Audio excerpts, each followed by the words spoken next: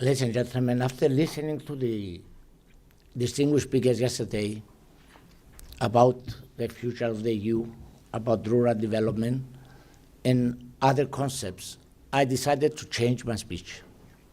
And it's going to be a drastic change, but I think it will be of interest to you. I'm going to talk about a project which is unfolding very successfully now. And through this project, I'm going to guide you through the principles that Ivan spoke and Mila is going to speak later on. You can Google the so-called TILOS project, TILOS project. What's the TILOS project? It's a project of sustainable energy. Tilos is a small rocky island in the Dodecanese in Greece. It's inhabited by few tens of people, about 60, 70 people, and the youth of this island is living towards urban centers and towards the rest of Europe. I'm the member of a board of a fund called UNIS, which has decided to do an innovative project, and we have worked very much to create the technology. It's a project which has to do with sustainable energy. We have put on the island wind power and solar energy. And at the same time, we have designed a software which connects the households with the power production. So every morning at around 8 o'clock, those who have chosen to be connected with the project, they get a message that they can use their washing machine at 11 o'clock, at 2 o'clock, or even the system will power it on at 2 o'clock in the morning. And this is free of charge. We have set a fund, we call it the UNIS Fund, and we managed to get a 15 million subsidy from the European Union. It's a very, very successful project from every point of view. It has managed to stop migration from the island. It has managed to bring young people back in the island to set up new dairy production, agricultural production, but also it has managed to give work to a number of refugees who are flooding the islands there. And if you Google, you will see the success of this project. It is a practical project which shows how financing, design, politics, everything can work together. And now we are proposing the new project to distant communities, perhaps to Greenland, to small villages which have very little access to the rest of the world, and to small agricultural communities, which in this way they can get power free of charge. One of the problems that we are trying to solve now, because we are planning to export energy to surrounding islands, is the storing of the extra energy. And as you know now, there are breakthroughs in batteries. And last week, there was a meeting in the headquarters of the company with Tesla. They came and the management of this fund is trying to partner with them in order to store the energy and be able to export it in the surrounding areas. At the same time, and after finishing, I'll go to the financing part of my speech, we are developing an electronic currency, not a cryptocurrency, an electronic currency which will be related to energy. And its value will be based on the value of energy. And I was discussing with Ivan last night, Bulgaria sends energy to Greece. Greece sends energy to Turkey. Turkey sends energy to some of the Greek islands. We'll try to put a value. we try to measure this, not in euro, not in dollars, but in a currency which be related to energy. The economists will say that initially, for the present currencies, we had the gold standard. And then they evolved. Now cryptocurrencies are bringing a revolution. So an electronic currency based on something tangible and measurable will be, I think, a breakthrough. I don't know if I'm going to make it, but we are working on this project. So those of you who want to find details on the project, Google TILOS project, TILOS. When you start a project, as our friends from the exchanges will say, you need money. And money has to come from the banks or through equity, which are the exchanges. But the world is growing.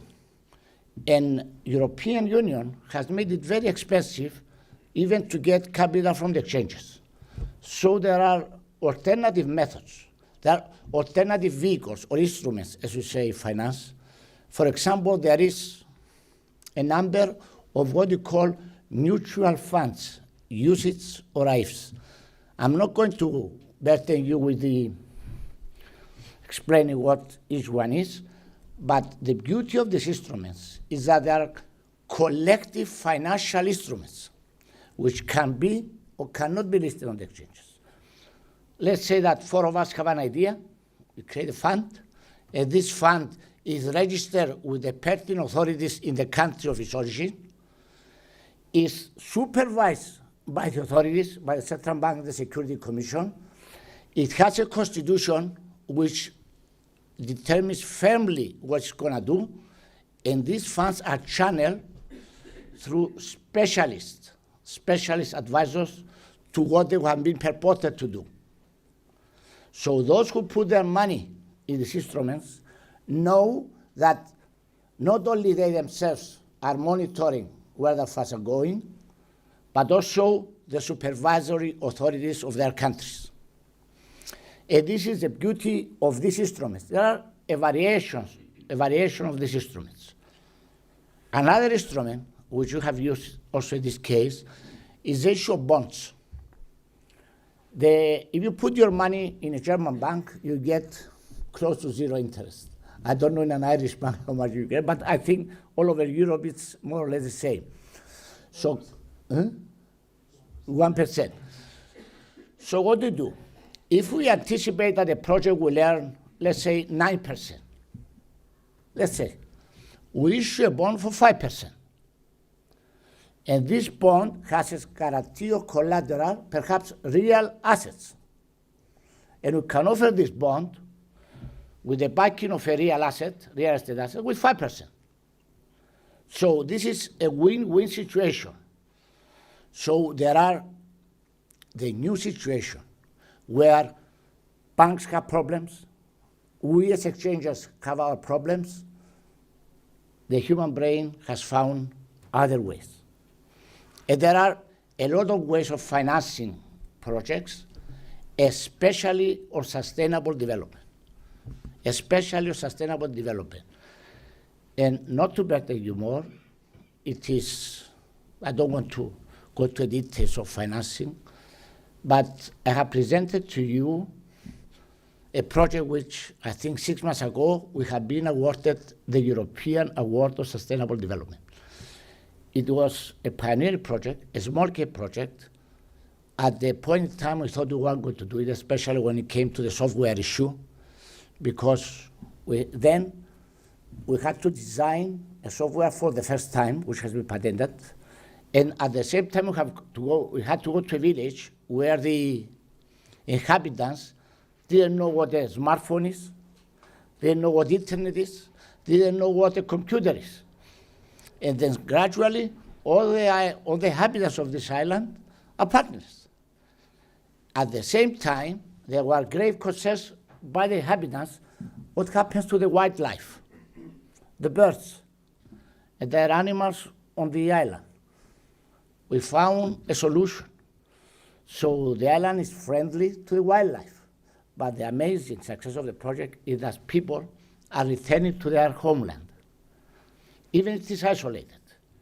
And it is a belief that through such projects, we can solve a number of issues, bringing people back to their villages, to the rural areas, finding jobs for the refugees which are flooding the area, and above all, minimizing the cost of energy and eliminating the cost of the environment.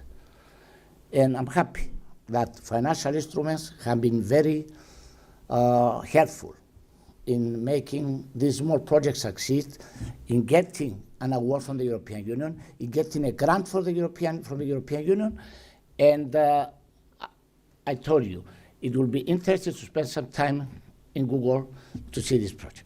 Thank you very much.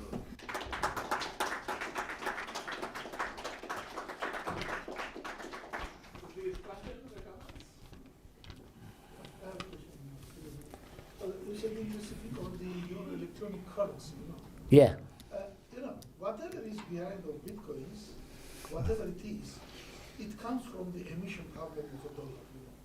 Because when they started to do this quantitative easy money program developed by Alan Greenspan, people started to think that our reserves, for example, not the U.S. but other countries' reserves, are getting down when they are printing a lot of money. And that's why the Bitcoin had been created, maybe by Americans also.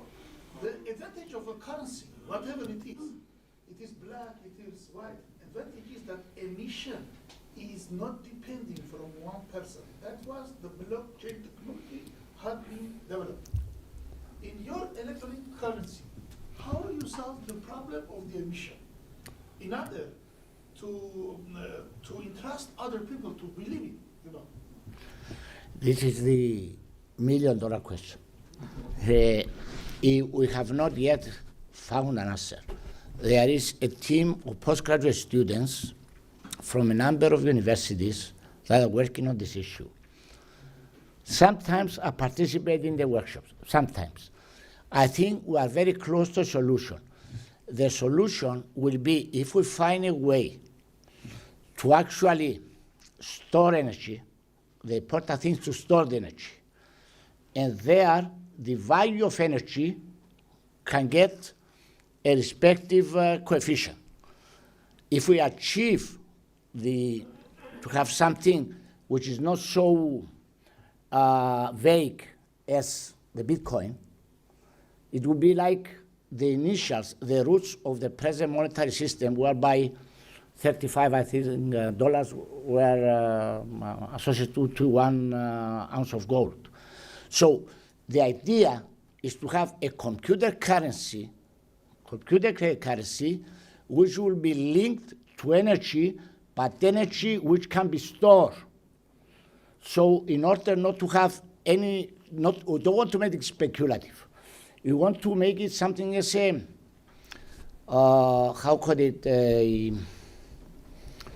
like an exchange, a commodity exchange, whereby you exchange grain to oil. Yeah. So we want to make something barter. And perhaps the term currency is misleading. And in this project, we take only students, people with open minds, and we try to work with them. I'm not a fan of cryptocurrencies. I know that there were people who made millions out of them, and there are people who lost a lot of them. But I strongly believe that cryptocurrencies have a lot of future. And this is based on many uncertainties worldwide, but that's another issue. What I tend to do is not a cryptocurrency. Perhaps it's a currency, electronic currency related to commerce. Perhaps that's new, perhaps we may not make it. But we are working on it. We are working on it. Any other question? Is the company you've set up to bring the energy initiative to the island, is that a social enterprise or is it a commercial enterprise? It is a commercial. It has been sent by an innovative entrepreneur who has asked me at a point in time to join him, and he has set a wind park a big wind park in an island called Evia in Greece, And then he wanted to offer something, because he's making a lot of money, he wanted to offer something back to his country. So he thought of this project. Initially, he was disappointed. Then we have pushed it forward. And I think that now that it's working in a small place, and we very recently bought from a German company. You know, the biggest problem in wind energy is the size of the windmills. It's enormous. The German company has developed a very small, much smaller windmill. We bought the technology very expensively, and it's being produced now in Greece. And I think that by the end of March, the first smaller windmill, it's not going to be, it's going to be sizable, but it's going to be much smaller. It's going to be produced, and we are working on reducing the size of the windmill and keeping as much as production capabilities in place. This will be a vital step forward because it solves a lot of problems. These bulky machines are something that is frightening. So, yes, Mila. I think that this idea of using electricity as a currency is really great idea. I don't see any problem regarding new issuance as long as it is backed by the assets. You are not selling the air because the assets is behind those currency. And you don't need storage because you can use the network, the whole network to store the energy. That's the way we are approaching in Bosnia for small producers. If we would buy storage, it would be too expensive. But if we use the network, the whole network, then it's feasible. This is the future. There are many, we are going to try things, certain areas will be successful, others there will be failure, but that's the way, sustainable energy, and it is linked with cultural diplomacy, because it brings many people together to work on these projects, and let's say we can promote these projects. I have heard yesterday of countries which are developing or underdeveloped, of communities which cannot be reached through the usual road system. We can deliver them these projects. And in this way, you can keep people there. But this is something long-term. Thank you very much. Yeah.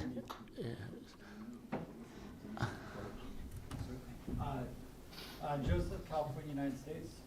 My question is, Cyprus, with its further fossil fuel extraction opportunities, looking at particularly in gas exploration and a potential gas pipeline between Cyprus and Egypt.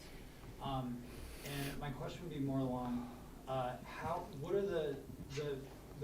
is the forecast for scaling back on this type of exploitation, and as well are the groups that are investing in a lot of the renewable energy, are they also then investing along with ExxonMobil for this gas exploration? Yeah. This is a very complicated question. It would take a lot of time. I just say very few words. The problem is how the energy from Africa, Asia, and the Middle East reaches Europe. Europe needs to minimize dependencies on Russia. And Africa and the Middle East have a lot of energy there, which has to find a way of being transported to Europe. Now we found a way. What has been discovered in Cyprus is not much. They believe that there are huge deposits. And we have been discussing with Egypt to liquidify gas and take it to Europe. The important thing is, if we solve the difficulties, to have a pipeline from Cyprus to Crete and from Crete to Italy. This is a project where they're working. They found a lot of technical difficulties because of the structure of the bottom of the sea. And also, the prices of gas and oil are fluctuating. So a project which seems today viable, very viable, tomorrow is not viable. So there are a number of issues to be solved. But it has to take, and also there are a lot of political issues. There are countries, Lebanon wants some of what is in Israel, and vice versa. Turkey wants to take part of what we have in Cyprus. So what we try to do is to find a balance in these issues. But definitely, Europe has to find another source of having natural gas or oil and minimize independence on one source. This is what they're working on, but it's also a sensitive political issue. Thank you very, very much.